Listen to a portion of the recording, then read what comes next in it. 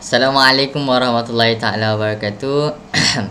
InsyaAllah hari ni, pagi ni, saya akan membentangkan tentang memanfaatkan nikmat sihat dan masa lapang. Bismillahirrahmanirrahim. Hadis memanfaatkan nikmat sihat dan masa lapang.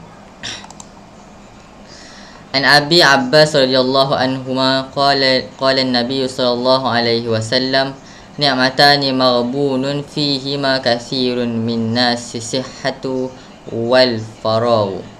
Dari Ibnu Abbas radhiyallahu, dia berkata, Nabi Muhammad sallallahu alaihi wasallam bersabda, dua kenikmatan yang sering dilupakan oleh kebanyakan manusia adalah kesihatan dan waktu lapang. Hadis Sahih Bukhari. The next pengertian sihat dan masa lapang.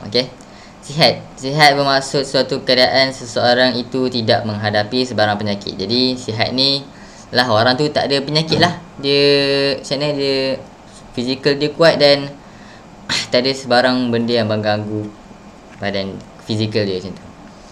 Masa lapang ni pula, masa lapang bermaksud keadaan seseorang tiada pekerjaan yang hendak dilakukan. Jadi dia dah tak ada kerja kan. Maksudnya dia dah habis kerja, dia dah habis ibadah semua. So memang lapang lah macam tu. Next. Jadi nikmat sihat ni ada kepentingan dia yang kita perlu menjaga. Sebab nikmat sihat ni tak lama. Umur makin lama makin meningkat. Jadi makin lama tu, makin meningkat umur kita tu, makin kesihatan kita tu makin berkurang. Jadi nikmat sihat ni tak lama. Mungkin bukan waktu tua je, mungkin waktu muda pun kita akan sakit juga. Jadi waktu sihat ni tak lama. Islam menyarankan umatnya menjaga kesihatan kerana segala aktiviti dan rutin harian dapat dilaksanakan dengan aktif dan cergas kerana bebas daripada masalah kesihatan. Jadi Islam menyarankan umatnya supaya jaga kesihatan lah, supaya dapat lakukan aktiviti dan ibadah dengan bagus lah. Kempen Gaya Hidup Sihat, pemakanan berkhasiat dan aktiviti riadah membantu masyarakat kekal sihat dan proaktif dalam pekerjaan. Jadi kempen Gaya Hidup Sihat ni ialah makan makanan sihat, riadah semua tu kan.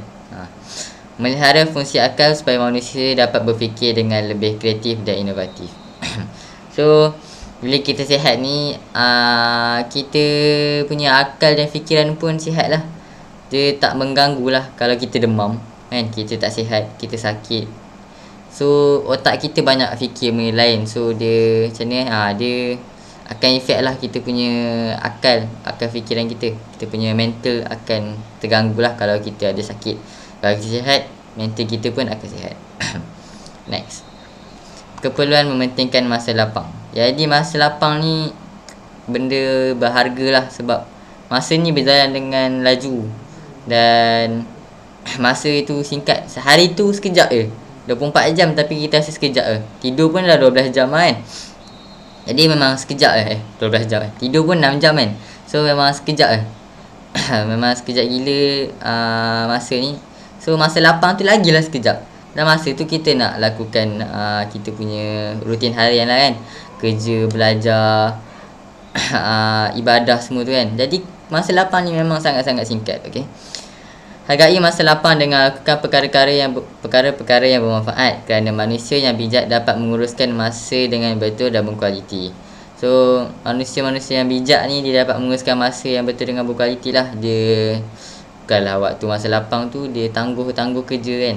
Macam tu. Pembahagian masa lapang yang betul merangkumi waktu beribadah, waktu belajar, beribadat bersama keluarga dan kawan-kawan, serta aktiviti bersama masyarakat. Macam mana saya cakap tadi lah kan. So masa ni memang sangat penting. Kecuali dan kegagalan mengurus masa dengan betul mengakibatkan banyak urusan dan aktiviti terkendala. So keperluan mementingkan masa lapang ni memang sangat penting lah. Sebab masa tu memang sangat-sangat singkat.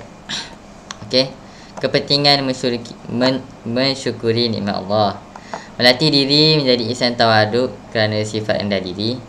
Meningkatkan dan memajukan ekonomi negara kerana penglibatan dan sumbangan rengit, sihat dan berkemahiran.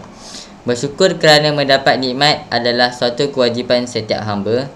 Meningkatkan hasil produktiviti kerja kerana ingin mengekalkan kuantiti dan kualiti yang dimiliki. Kat sini tak nampak kan? Saya dah baca tadi kan. Meningkatkan dan memajukan ekonomi negara kerana penglibatan dan sumbangan rejit yang sihat dan berkemahiran. Okey, itu saja tentang nikmat masa dengan nikmat sihat ni. Dia tak panjang pun, dia sikit je. Dua benda yang simple dan memang berharga dalam kehidupan kita. Jadi itu saja. Sekian, wallahu alam.